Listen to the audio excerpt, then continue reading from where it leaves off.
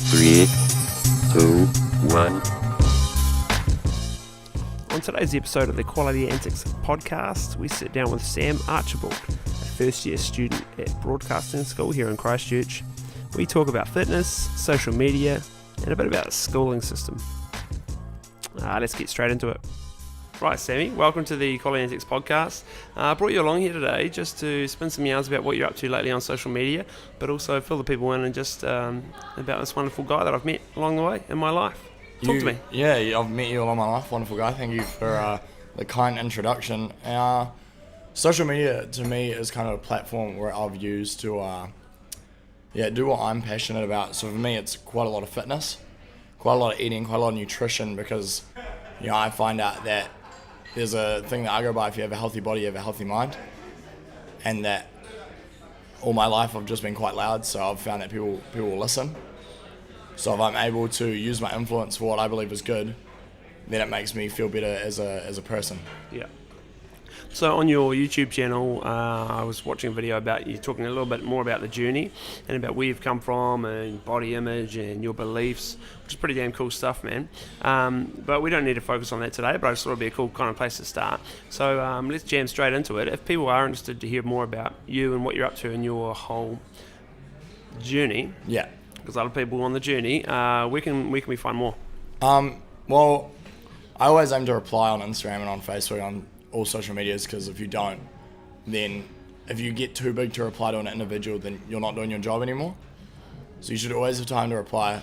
But I'm always around. I can always catch up. Always happy to talk to people who feel what I felt like, who are on the same journey that we all are on. Yeah, man. And I'm always happy to help if it's with anything to do with self-image or how they feel about themselves or how they can make themselves feel better or what they could do that motivates them.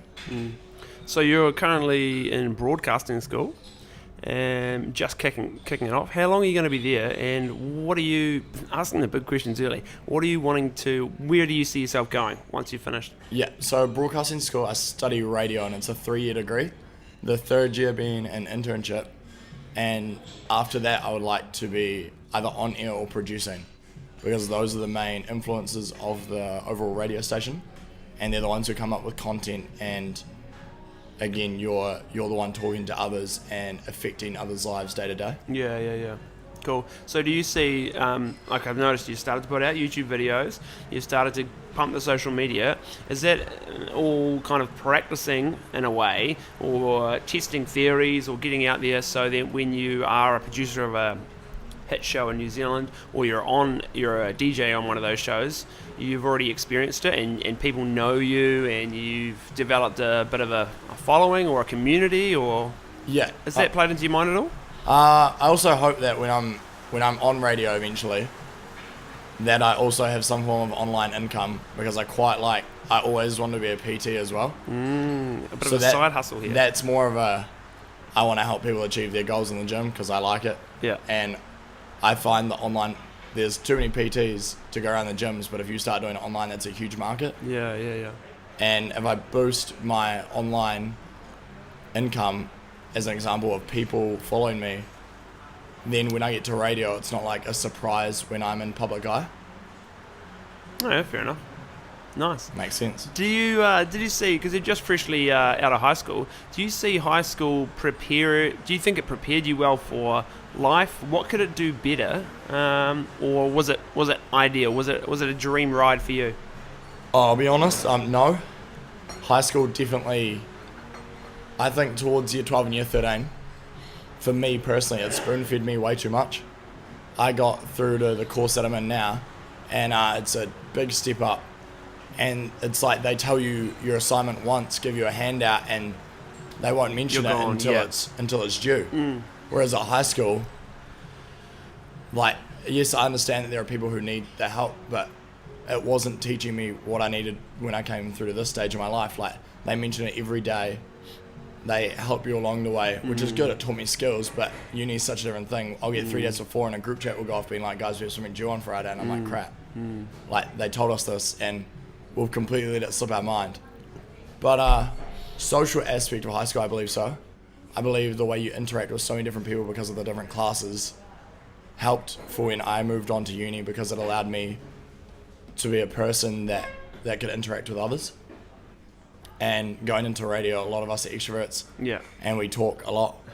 And we keep talking. So it's really easy to get on with people. It'd be a crazy bunch. So you said you've got maybe about 25 or so-ish people in your... 24 people in each class. Cool. And so you say they're all outgoing. They're all battling for a bit of attention. How's that dynamic been for you? Well, you find your place in the hierarchy. Everyone's good at different things. Yeah. So for example, I'd hope that we're all quite funny, but we've got all different senses of humour. Yeah. So we're funny at different moments.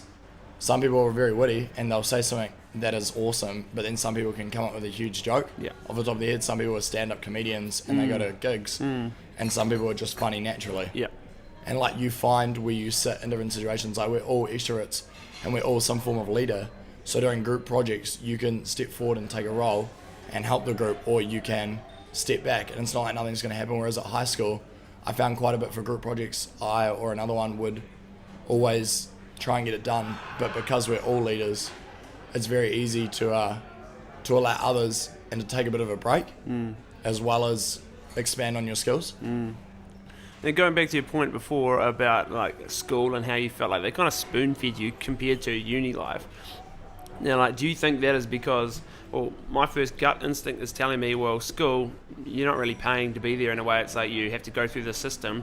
The school's like, well, we want to make sure you do well. It looks great for the school and all that as well. So then it's a good idea for them to make sure you're finishing your assignments, because if they say, hey, good luck, and you don't do it, and it reflects so poorly on the school. 78% of the Year 13s actually didn't even get any credits because the school just left them to it. But then when you go to university, you've paid $5,000, $10,000, $1,000 per course or whatever it is, and the uni's like, hey, you're old enough and ugly enough to sort your life out now, so good luck. Is that why you think that school spoon fed you? Yeah, totally. I think that school spoon feeds because not every kid in there wants to go to uni, but they don't currently know what they want to do with their life. But if you don't want to go to uni, your motivation isn't going to be there. Yeah. If you have no goal for the year after school or the year after a gap year, you're going to think, why am I even at school? I could go make money, but you have no idea where to make money. So your only option is to stay in school and try your best to pass. And because you've got no motivation, the teachers are going to be always on your back. Because again, my PE teacher, for example, she gets upset when we fail. So she tries her hardest to give us everything we need to pass. Yeah. And it sucks when you watch your classmates not use it and not try. Yeah. Because it just makes her try so much harder to help you, and you don't realize that it's helping you. You just think, oh, she's trying to make me do work. Yeah. All right, I think it'd be a good time to dive into the hat.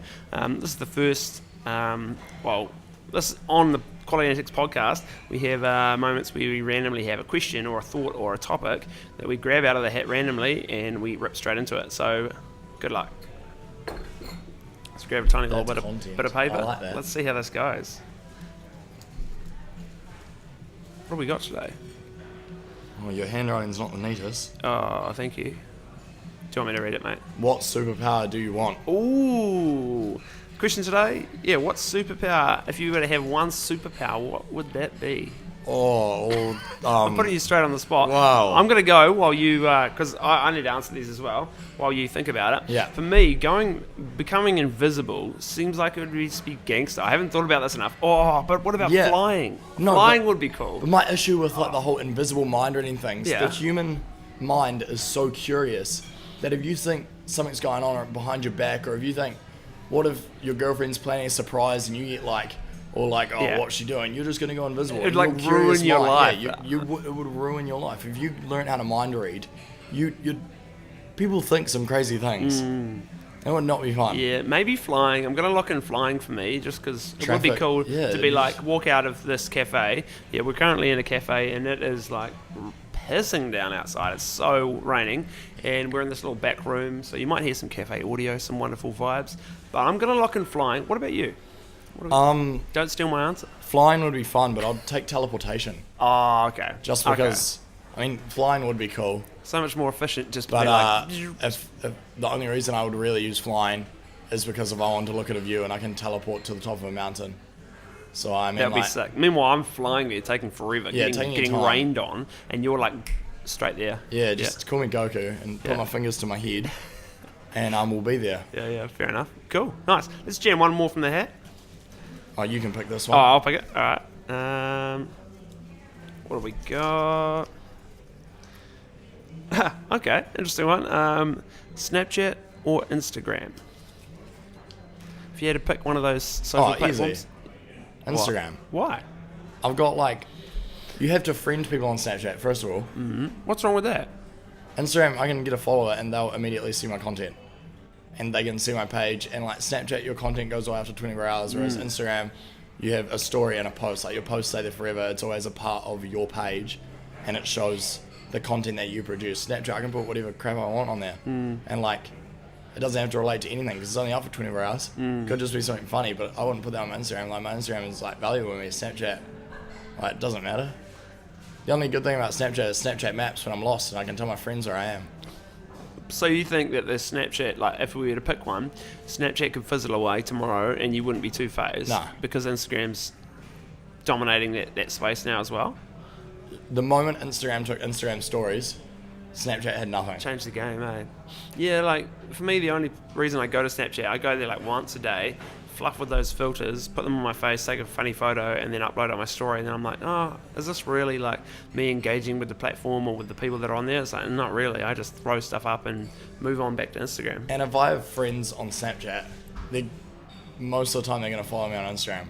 Because they're people like, I'm not going to add randoms on Snapchat, but I don't mind if randoms follow me on Instagram because it's a different platform. Like that's a platform where I want quality followers.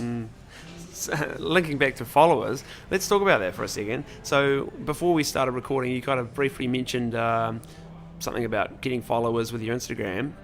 Are you pushing to get more followers? And if so, why? Why does it matter? Why do the numbers matter? Well, I'm trying to start out a YouTube channel, and I found that you post the link in your bio on your Instagram. That's personally, that if someone else posts their link, that's how I'm going to watch it. So if that's how I watch it, I think that's how others are going to watch it. So if I get more Instagram followers, I'm eventually going to get more views. And that's like, because I'm so small on YouTube, no one's going to search up, one of my videos titles. And Archibald Fitness. Yeah, I'm not going to be the first one. Yep. Because I'm such a new person. So if I push Instagram followers, and even if randoms start following me, they might watch one of my videos and then I've got a new subscriber and then that grows. But then, okay, so the numbers are important on Instagram because then they feed directly to your YouTube. And then that gives me influence. And then, but what do you want to do with that influence? Or what's your plan with all of this? Like in my second video when I talked about body image, like, it's always good for me if I'm able to sit down with someone one-on-one or over a video and, if I'm able to impact one person, like the way I've been impacted in my life, like someone who's given me a speech about, self-love or just anything like that, then if I'm able to do that to someone else, then it's all worth it. Yeah. If I'm able to make one person value what the content I've made, then it's enough. Yeah, cool. So a bit of a positive, you're spreading the love, spreading the positivity. But then I also love the gym because healthy body, healthy mind. So do you think let's talk gym, supplements. What are you taking? Whey, creatine, BCAAs, pre-workout, multivitamins, fish oil tablets, magnesium, zinc. Whoa. Yeah. How much is that costing you? I mean, like, I'll get my stack every 3 months, so 3 months? every 3 months I'll get a stack. Yeah. And it'll last me 3 months. Yeah. 3 months worth of protein. Won't there be like a couple of tubs? 5 pounds of muscle farm. Okay. Oh, yeah. So, $300 on a 3 month. So $100 a month. Yeah. Which, I mean, isn't too bad. But you invest in that because you want... I you think... I see the benefits of it. Yeah, okay. And like, I live at home, so I don't pay rent. Yeah. And I have a job. Yeah. And like... Oh, here comes the rain. Yeah, it's a lot, isn't it? And the tin roof. Yeah. So to me, like, all the supplements, like, it is what it's said to be. It's a supplement. It's not in change of your food. Like, food is always going to be the most important. Yeah. But it's supplementing the nutrients that you need. So I take a multivitamin tablet in the morning.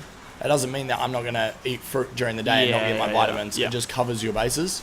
Or like if I take my fish oil tablet, like if I have tuna, I'm still getting my omegas, but what if I don't have tuna during that day? Like, I miss out on the nutrients from that. You're just covering your ass in a way, like just making sure that, then you do. The protein whey for me, I have it at the end of the day if I haven't met my protein intake for the day. So a lot of people will have it after a workout, which is, yes, protein after a workout is great. It's proven that it's good. But I try and have food because, again, it's a supplement. It's not an exchange. Yeah. So I have the whey at the end of the day if I need to count the numbers. Nice, fair enough, makes sense. Right, we might wrap it up here. Because that rain's going ridiculous. Absolutely cranking it. I feel like we're going to have to bunker down here for the rest of the day, jam a few more coffees. Yeah, some war scene. Thanks for listening to this wee podcast. Oh my lord. Hope you can still hear us. Yeah, hopefully you're still hanging in there. Tune in next time. Thanks. Cheers, Sammy. Bye. Thanks, bro. Archibald Fitness, check him out online. Thanks. Massive thanks for tuning in for this episode of the Quality Antics podcast. If you want to catch up with us or send us a question for the hat, just hit me up at Quality Antics on Instagram, Facebook, YouTube, Snapchat, all of the social pipes, or send us an email at qualityanticspodcast@gmail.com. Have a good one.